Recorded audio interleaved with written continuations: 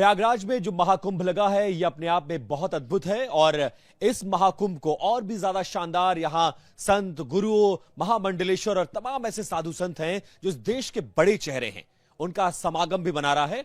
हम इस वक्त जहां मौजूद हैं वो देश के उन तमाम बड़े चेहरों में हैं जिनको ध्यान और साधना का अब बड़े चेहरे के रूप में माना जाता है। पूर्ण गुरु श्री करौली शंकर गुरु जी महाराज, जिनको कहा जाता है तृतीय मठाधिपति मिश्री मठ के, और इनको आमतौर पर आप YouTube पर बहुत फेमस हैं। कई लोग इनका पॉजिटिव परिचय देते हैं और कई लोग नेगेटिव परिचय देते हैं।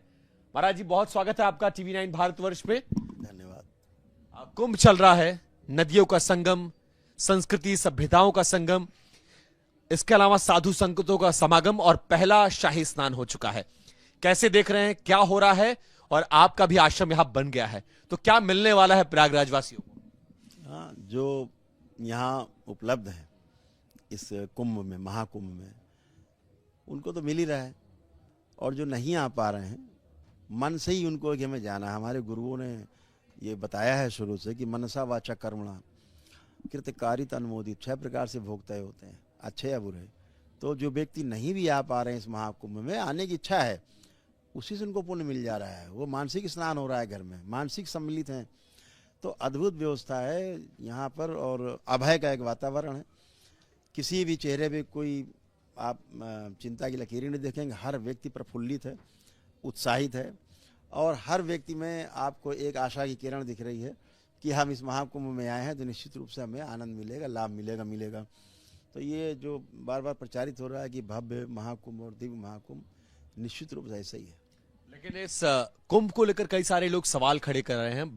बरेली के एक मौलवी हैं, कह रहे हैं ये जो कुंभ में जमीन पे जो आप लोग का टेंट वेंट कनात वनात लगा हुआ है, ये तो सब वक्फ की प्रॉपर्टी है, वक्फ की जमीनों पर ये सब कुछ लगा हुआ है। सवाल का मतलब ही होता है, सवाल करने वाला व्यक्ति कष्ट में है, दुख में है, समस्या में है, तो ऐसे लोग कृपा के पात्र हैं। इन लोगों को इलाज कराना चाहिए अपना, कृपा के पात्र। हाँ, इलाज कराना चाहिए इनको। बहुत सारे साधु संत आए हैं, हर जगह ज्ञान बट रहा है इतना ज्ञान प्रयागराज में बाहर से आ गया। प्रयागराज तो वैसे ज्ञानियों की धरती है, लेकिन आपको लग रहा है बाहर से इतना ज्ञान आ गया, यहाँ जो ज्ञान बट रहा है उस ज्ञान गंगा पे कुछ कहना चाहेंगे, आप बोलना चाहेंगे? ज्ञान तो सदा से है, ज्ञान आता जाता नहीं।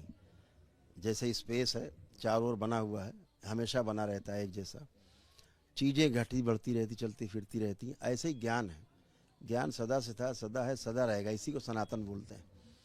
तो हम, ये देश ज्ञानियों की धरती है और सनातन को मानने वाले हम लोग हैं, उस धर्म को मानने वाले हैं जो व्यवस्था है, व्यवस्था में जीने वाले लोग हैं। व्यवस्था में जी करके ही सुख होता है और वह सुख निरंतरता में बदल जाए, ये हम गुरु परंपराओं में जा करके अपने गुरुओं से शिक्षा लेते हैं।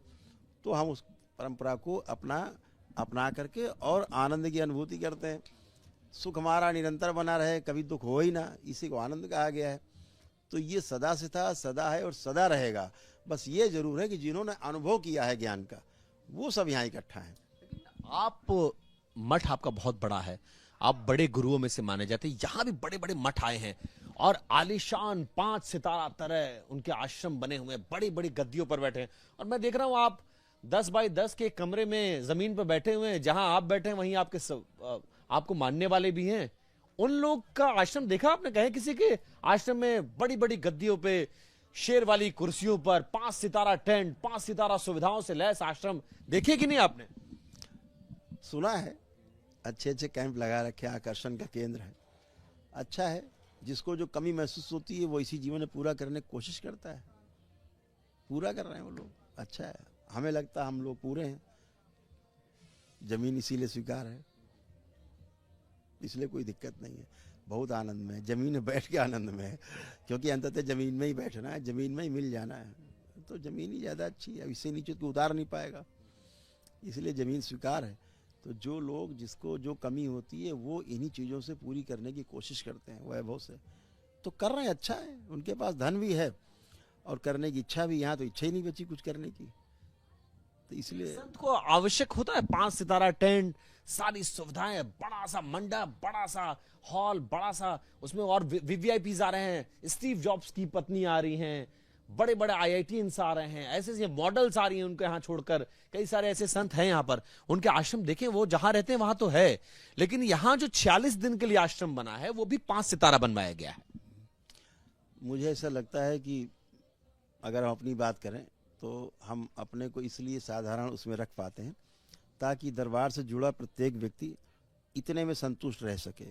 अगर उसको लगता है कि हमारा जो गुरु परंपरा में जो इस गद्दी बैठा हुआ है गुरुओं की, अगर वो साधारण रह के जी सकता है अच्छे ढंग से सम्मान पूर्वक, तो हम भी साधारण तरीके से जी करके और सम्मान पूर्वक रह सकते हैं इस संसार में। तो गुरु का आचरण ही आगे जाता है।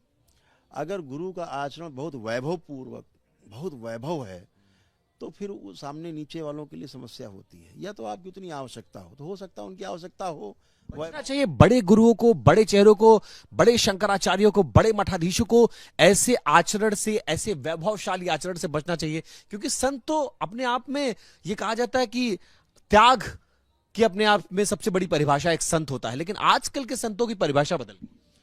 हाँ ठीक है, वो उनकी सोच है, तो वो कुछ बड़ा करके दिखाना चाहते होंगे अपने शिष्यों को, तो बड़ा करके दिखा रहे हैं। हम लोग जमीन के आदमी हैं तो जमीन में करके दिखा रहे हैं, जमीन में बैठ के दिखा रहे हैं। लगता है हमें, हमारे लिए पूरा है, कंप्लीट है, हमें कोई कमी महसूस नहीं हो रही है, इसलिए कोई वैभव नहीं यहाँ दिखा पा रहे हैं। संतों को वैभव से बचना चाहिए। हाँ, मुझे लगता है मुझे बचे रहना चाहिए, मैं बचा हुआ हूँ। लेकिन आपके जो वीडियोस हैं वो बहुत वायरल होते हैं। आपके वीडियो को बहुत सारे लोग ऐसे हैं जो बहुत पॉजिटिव वे में लेते हैं और आपको फॉलो करते हैं।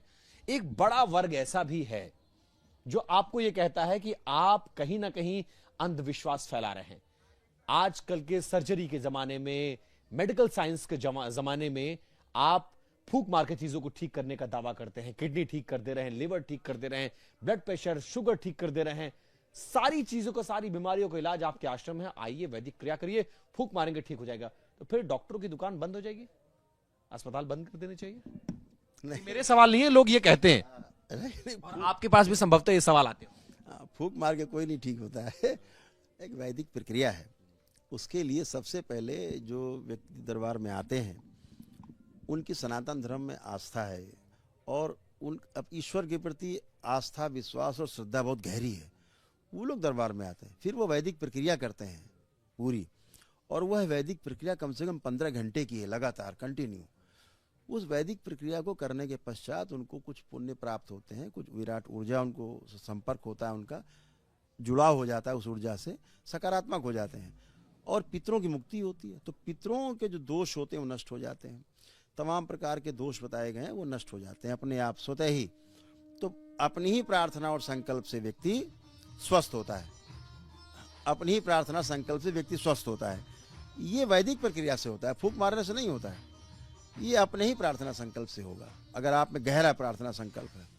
बीच में आप एक वीडियो वायरल हुआ था जिसमें कोई शख्स मरा हुआ लेटा था और आपने जान डाल दी थी उसमें। नहीं, तो वो तो मरा नहीं होता है। एक्चुअली क्या होता है, प्राण होते हैं, शरीर से प्राण जब बाहर जाते हैं धीरे धीरे, तो व्यक्ति की धीरे धीरे मृत्यु होती है।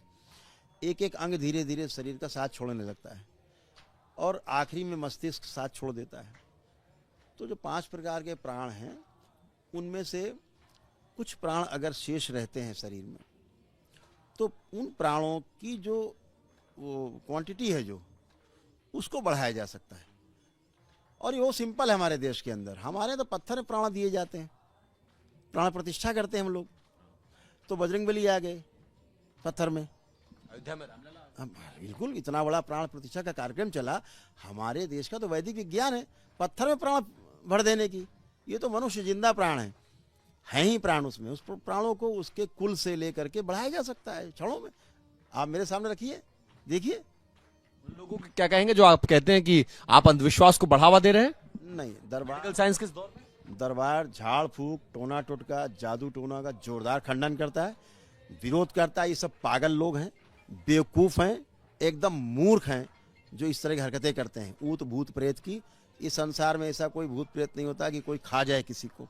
भूत कोई व्यक्ति नहीं है, एक शक्ति छोटी मोटी, जो बेहोशी में मरा है आदमी, बेहोशी में जीवन है, घूम रहा है, कुछ भी हो रहा है, एनर्जी है। तो अगर व्यक्ति को अपनी वैदिक प्रक्रिया करके एक ही दिन में स्मृतियों से मुक्ति मिल जाती है, और वो व्यक्ति उसको भूत प्रेत को दिखता ही नहीं, कहाँ चला गया। जो 10 साल 20 साल से 30 साल से जमीन में लौट रहा होता है, चिल्ला रहा होता है, दरबार कहता है कि झाड़ फूक, टोना टोटका, जादू टोना, दरगाह मजार से दूर रहो, ऐसे मंदिरों से भी दूर रहो जहाँ पे प्राण प्रतिष्ठा नहीं है, जहाँ झाड़ फूक होती है, उनसे दूर रहिए, अपने परिवार को दूर रखिए। अगर आपको सुखी रहना है तो ईश्वर विश्वास रखिए। आप कह रहे हैं भूत प्रेत नहीं होता है। मैं बागेश्वर धाम गया था, आप जानते हैं उसके बारे में, सुना आपने? हाँ, सुनते रहते हैं, सबको पता है। पर्ची कोई निकालते हैं, प्रेत बाधा को दूर करते हैं, भूत प्रेत को भगाया जाता है। ये भी कोई विद्या होती है, पर्ची से भविष्य बता देना किसी के बारे में? पर्ची नहीं, किसी को बता देना, भविष्य देखिए डायग्नोसिस करना ठीक बात है, कर सकते हैं आप, कोई दिक्कत नहीं, लेकिन समाधान दूसरा विषय है। एक डायग्नोसिस है, दूसरा ट्रीटमेंट है। फर्स्ट निदान है, फिर निवारण है। तो कुछ कर पा रहे होंगे तो अच्छा ही है, बढ़िया है, करते रहें, काम कर रहे हैं। मुझे नहीं लगता है इसके बारे में ज्यादा विश्लेषण नहीं किया हमने। इस कुंभ में 2-3 वीडियोस बड़े वायरल हैं। कोई आईआईटीएन से, उसने पहले आईआईटी मुंबई से कोर्स किया, फिर फोटोग्राफी का कोर्स किया, फिर नौकरी की, भी सब कुछ छोड़कर अध्यात्म में आ गया और दीक्षा लेके साधु के रूप में जीवन बिता रहा है। कुछ कहना चाहेंगे? अभी हम लोगों की समस्या कहाँ पे पैदा हुई है, हम लोग व्यक्ति का आकलन या तो उसके धन से करते हैं कि बहुत बड़ा है, या हम उसका आकलन करते हैं उसकी जो शिक्षा दीक्षा हुई है, जो इस आधुनिक विज्ञान आधुनिक युग में, उससे हम देखते हैं कि बहुत बड़ा है। दरबार के देखे जो पीछे के कर्म भोग हैं, जो उसके पितर हैं, पूर्वज हैं, जैसे जिए हैं, जिन स्मृतियों में जिए हैं, वो हमेशा उन पे भारी रहेंगी। जैसे अगर अपने देश में ले लें हम, तो तमाम तरह के बड़े बड़े व्यापारी, बहुत बड़े बड़े यहाँ पे देश के अंदर हैं, दुनिया में नाम कमाया उन लोगों ने, धन में कि बहुत धन है। एक धन कमाने वाले मेरे रतन टाटा जी भी थे, जिन्होंने देश को नई दिशा दी। आज बड़े से बड़ा आदमी सोचता है यार मैं भी रतन टाटा जैसा बनूं, कुछ अच्छा करके मरूं, तो दिशा दे गए ना। तो ये समझदारी एक अलग चीज है। शिक्षा से बड़ा होना, धन से बड़ा होना, पद से बड़ा होना, यही बीमारी है। तो अगर कोई बीमारी को त्याग किया है तो अच्छी बात है, बीमारी है ये बड़ी बीमारी है। अंतिम सवाल, एक वायरल वीडियो है, एक सबसे खूबसूरत साध्वी इस देश की एक मठ में बैठी हुई हैं, बड़े वीडियोस वायरल हो रहे हैं और उनको दीक्षा भी दिया गया है और देश की सबसे खूबसूरत साध्वी होने का खिताब भी दिया गया है। हाँ, तो अच्छा है, ये तो बहुत अच्छी बात है, लेकिन मुझे ऐसा लगता है, मैंने वही बात आपसे कही कि चेहरे की सुंदरता से और अध्यात्म का कोई लेना देना नहीं है। जिन्हें भगवान मानते हैं वो सब सांवले थे, काले थे, काले कलूटे थे, चाहे राम को ले लो, चाहे कृष्ण को ले लो। हाँ, तो उस पर नहीं जाते हैं। हम लोग आंतरिक सौंदर्य को देखते हैं कि व्यक्ति में आंतरिक सौंदर्य है कि नहीं। अब इतना बाह्य सौंदर्य है, लेकिन आंतरिक कहीं न कहीं तो उथल पुथल है, तभी तो बच्ची आई होगी वो। तो सबसे बड़ी चीज़ ये है कि हमारा आंतरिक सौंदर्य निखार पाए, तो अच्छी बात है, वो भी निखारने के लिए आई होगी। मठों में ऐसे लोगों की जगह है जो मॉडल की तरह रहते हैं आज भी। गला, वो जो आजकल एक्सटेंशन हेयर्स आ रहे हैं, वो वाले जो साधु संतों वाले होते हैं, वो लगवा के कहा जा रहा है दीक्षा, ऐसे दीक्षा दी जा सकती है। कोई आया और मॉडलिंग प्रोफेशन छोड़ के वो दीक्षा लेके बैठा है, कितने दिन तक रहेगा कुछ नहीं पता। बिल्कुल नहीं पता है, क्योंकि जो इस तरह से लोग आते हैं निश्चित रूप से ऊब के ही आते हैं, लेकिन समस्या वहाँ ये नहीं है। अभी वो जिससे ऊब के आए हैं वो त्याग दिया, अभी इससे ऊब जाएंगे, फिर इसको त्याग देंगे, फिर भोग में चले जाएंगे, फिर भोग से त्याग, त्याग से भोग, भोग से त्याग, ये चलता ही रहेगा। जब तक आंतरिक सौंदर्य निखार नहीं पाएगा तब तक त्याग और भोग में झूला झूलते रहेंगे। दरबार कहता है ना त्याग और ना भोग, सदुपयोग। तो जितना मेरे को चाहिए उतना मैं सदुपयोग करता हूँ। ये मेरी सुंदरता है, ये दरबार की सुंदरता है कि ना त्याग है और ना भोग, एकदम खुले आसमान नीचे भी नहीं बैठे हैं और एकदम बहुत विलासता भी नहीं है। तो हमारी जितनी सदुपयोग करने की हमारी चाहिए, मेरे को शरीर को सुरक्षा बनी रहे, उतना मैं और सब परिवार दरबार के लोग हैं सब आनंद में। तो सदुपयोग सबसे बड़ा है। अंतिम सवाल, पहला शाही स्नान हो गया है, 2 और शाही स्नान है, 46 दिन का कुंभ है, कब तक आप रहने वाले हैं? दूसरा, जो लोग पूरे देश और दुनिया में आना चाहते हैं उनके लिए क्या संदेश देना चाहेंगे और कुंभ के इंतजाम को लेकर क्या कहेंगे? सबसे पहले तो हम लोग पूरा 45 दिन का जो ये महाकुंभ है पूरा दिन रहेंगे। केवल हमारे परम पूज्य गुरुदेव पंडित श्री राधारमण जी मिश्र, उनका जन्म दिवस है बसंत पंचमी का 2 फरवरी का, तो उसमें केवल नहीं रह पाएंगे हम लोग, दरबार में मनाएंगे, पूरे देश विदेश से सब लोग आएंगे, विदेशों से जो फॉरेनर्स भी हैं वो भी सब आएंगे, आते ही हैं दरबार में, यूरोप से, अमेरिका से, भारतवंशी भी आते हैं, वो भी हैं, पूरे देश से लोग इकट्ठे होते हैं। तो 5 दिन केवल हम लोग वहाँ हैं, अन्यथा बाकी समय यहाँ है। दूसरा, इस कुंभ का सबसे बड़ा संदेश यही है कि जो हमारे मस्तिष्क में जो बेकार की इच्छाएं पड़ी हुई हैं, हमारे मस्तिष्क में जो विकृति हैं बन गई हैं तमाम, हमने अपनी मान्यताएं बना ली हैं कि ऐसा नहीं, ऐसा होगा, धन होगा तो सब कुछ हो जाएगा और धन के बगैर मर जाएंगे। संबंध को हमने नीचे किनारे कर दिया है और भौतिक सुविधाओं को सबसे ऊपर कर लिया कि ये होगा तो बड़ा सम्मान होगा।